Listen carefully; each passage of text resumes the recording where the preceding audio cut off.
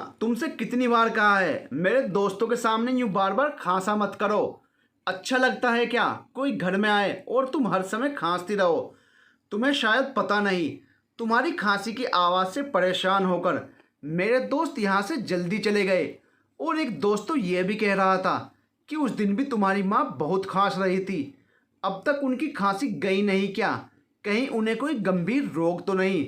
हमें यहाँ आना बंद करना पड़ेगा। और हितेश, तेरे परिवार का ध्यान रख, वरना कहीं इनकी वजह से तेरे परिवार को कुछ रोग ना हो जाए। खांसी तो लगने वाला रोग होता है। माँ, आप अपने कमरे से ज़्यादा बाहर मत निकला कीजिए। आपको क्या ज़रूरत पड़ती है बाहर आने की? काम करो और बस कमरे में रहो। हितेश गुस्से में अपनी माँ कलावती जी से बोला। पीछे से हितेश की पत्नी सीमा भी बोली, हितेश, मैं तो तुम्हारी माँ को समझा समझा कर थक गई, मगर इनके कानों तक तो जूं तक नहीं रेंगती। पूरे घर में यूं ही खांसते खांसते घूमती रहती हैं। इन्हें तो इतना भी नहीं पता कि मुंह पर हाथ रखकर खांसी खानी चाहिए। घर में दो छोटे बच्चे भी हैं, कम से कम इनके बारे में ही सोच लेती। अगर बच्चों को लग गई तो क्या होगा?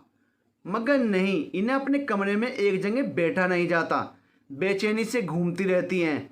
कलावती जी बोली, तुम दोनों के पास ना तो मेरे लिए समय है और ना मेरे लिए पैसे हैं। घर का इलाज कर कर के थक गई हूँ। इतने जतन तो कर चुकी, मगर खांसी में कोई फ़र्क नहीं पड़ा। फिर भी तुम लोग मुझे अस्पताल लेकर नहीं जाते, उल्टा कहते हो कि खांसो मत। भला खांसी कोई जानबूझकर करता है क्या?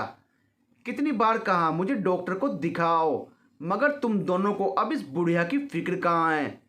सीमा हाथ जोड़कर बोली, माँ, आप अपने कमरे से बाहर मत निकला कीजिए, बस इतनी मेहरबानी कीजिए। हाँ, नहीं है हमारे पास आपके लिए पैसे। मेरे भी दो बच्चे हैं, उनकी जिम्मेदारियां पूरी करें या आपके पीछे पैसे लुटाएं? आपको तो बस बैठे बैठे मुफ्त की रोटी तोड़नी आती है। काम की ना काज की, दुश्मन अनाज की, बस खाने को देते रहो। कलावती जी बोली, बहू, अब तक तो सारे घर का काम तुम मुझसे ही करवाती आई हो।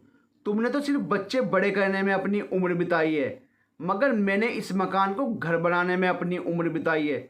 घर का एक एक कोना सजाया है मैंने, अपनी मेहनत से आशिया खड़ा किया है।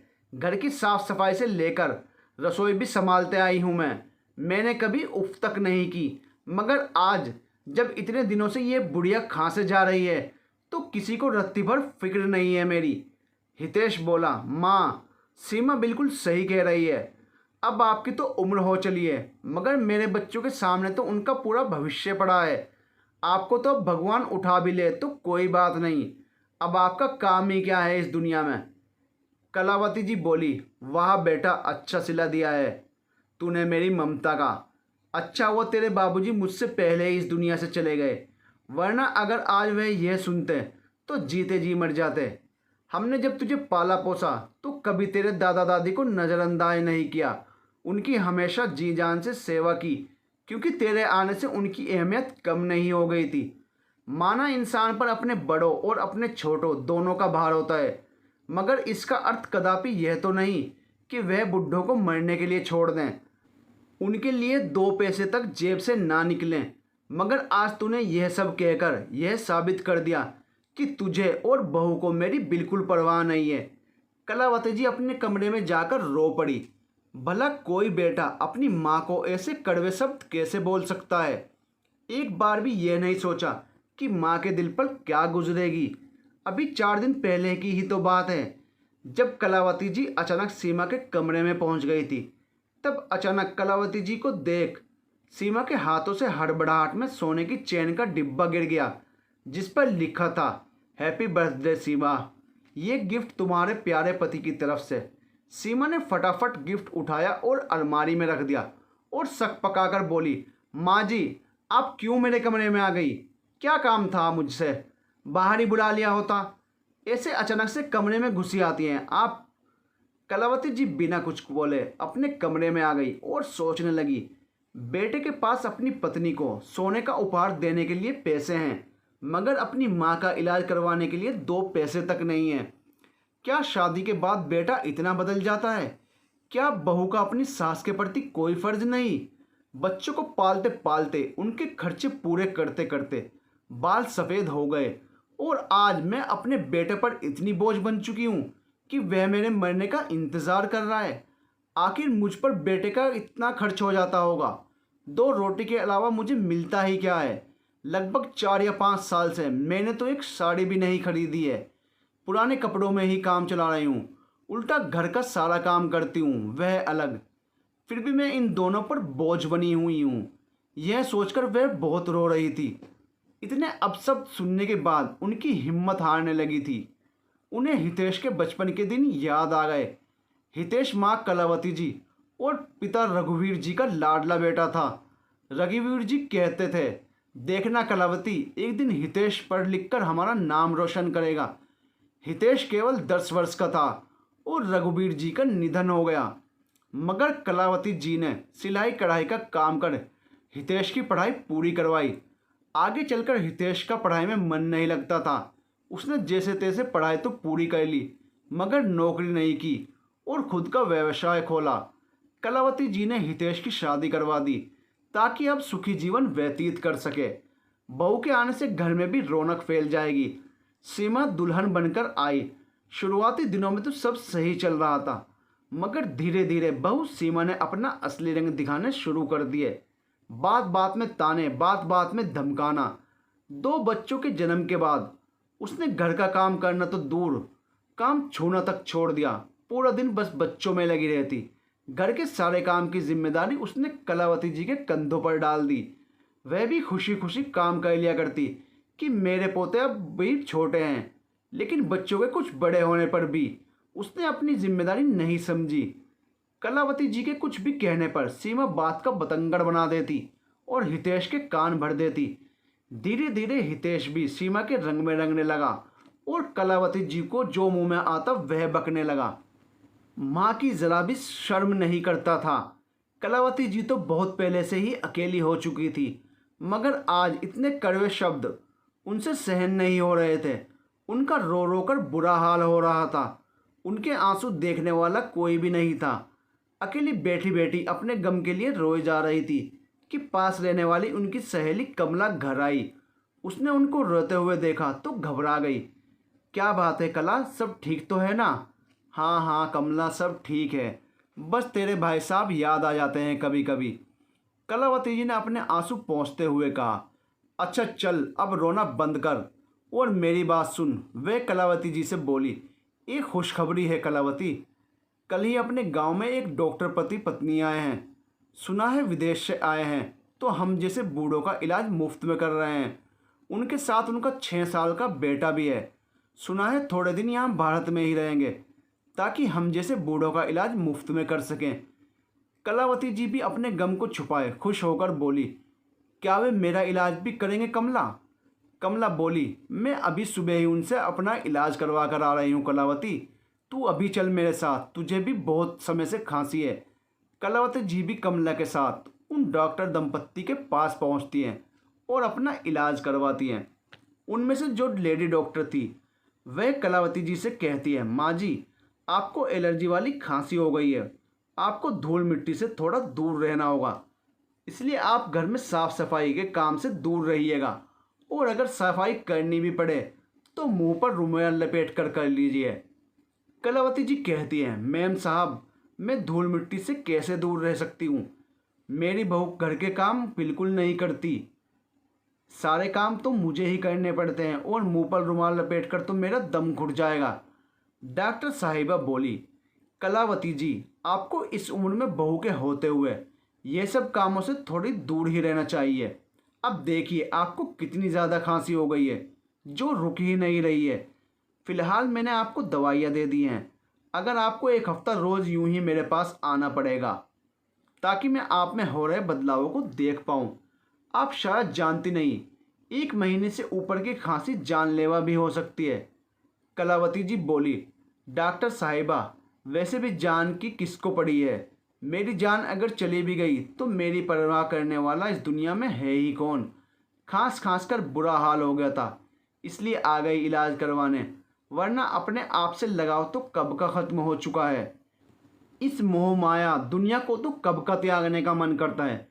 लेडी डॉक्टर को कलावती जी की बातों से आभास हो चला कि वह बहुत दुखी हैं माँ जी, आप चिंता मत कीजिए, नहीं तो आपका मर्ज ठीक नहीं होगा। आप घर जाइए और दवाई खाइए, फिर मेरे पास आइएगा। कलावती जी अब रोज उनके पास जाने लगी। बातों बातों में पता चला कि उन डॉक्टर साहिबा का नाम रीमा है और वे दोनों पति पत्नी यहीं गांव में थोड़े दिनों समाज सेवा करके वापस अमेरिका लौट जाएंगे। कलावती जी की रीमा से अच्छी दोस्ती हो गई थी। वे आपस में बहुत सी बातें करने लगी थी। कलावती जी का समय भी अच्छा कटने लगा था। उनकी खांसी में भी आराम पड़ गया था। रीमा प्यार से कलावती जी को बा नाम से संबोधित करती। कलावती जी रीमा के बेटे वरुण को भी खूब प्यार करती और कभी कभी उसके लिए घर से कुछ पकवान बनाकर भी लाती जो वरुण को बहुत पसंद आते। वरुण उनके साथ बहुत घुल मिल गया था। कलावती जी ने भी डॉक्टर रीमा को सब कुछ बता दिया था कि उनके बेटे बहू उनके साथ कैसा व्यवहार करते हैं। कलावती जी बोली, रीमा जी, यदि आप ना होती तो मैं शायद एक कमरे में हमेशा के लिए बंद हो जाती, क्योंकि मेरे पास बिल्कुल पैसे नहीं हैं और मेरे बेटा बहू तो मुझ पर चवन्नी भी खर्च करना नहीं चाहते। रीमा बोली, माँ जी, ऐसे बेटे बहू को तो आपको सबक ज़रूर सिखाना चाहिए।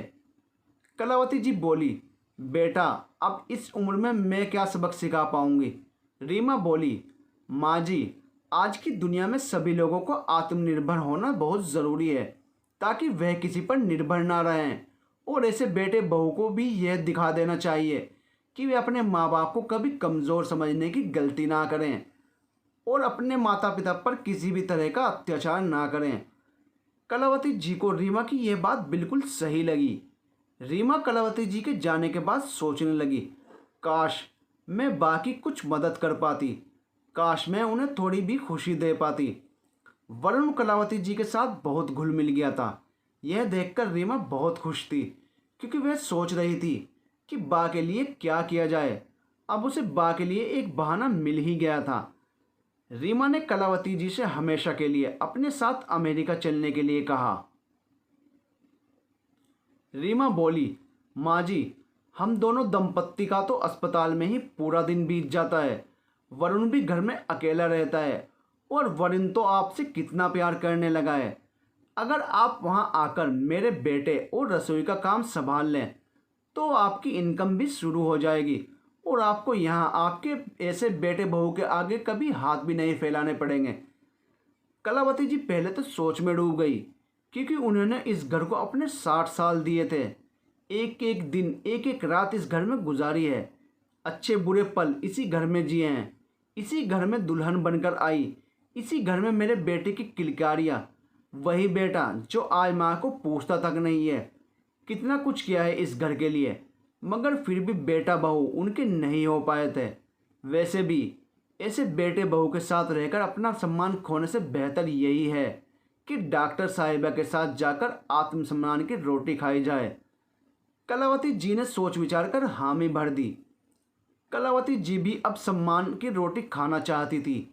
यहाँ इतना काम करके भी उन्हें सम्मान नसीब नहीं हो सका। रीमा ने तुरंत उनका पासपोर्ट बनवाने की तैयारी शुरू कर दी। रीमा ने कलावती जी में एक आस जगाई थी, जिससे कलावती जी बहुत खुश थी। रीमा के पति विवेक वापस अमेरिका जा चुके थे। रीमा कलावती जी को साथ लेकर जाना चाहती थी।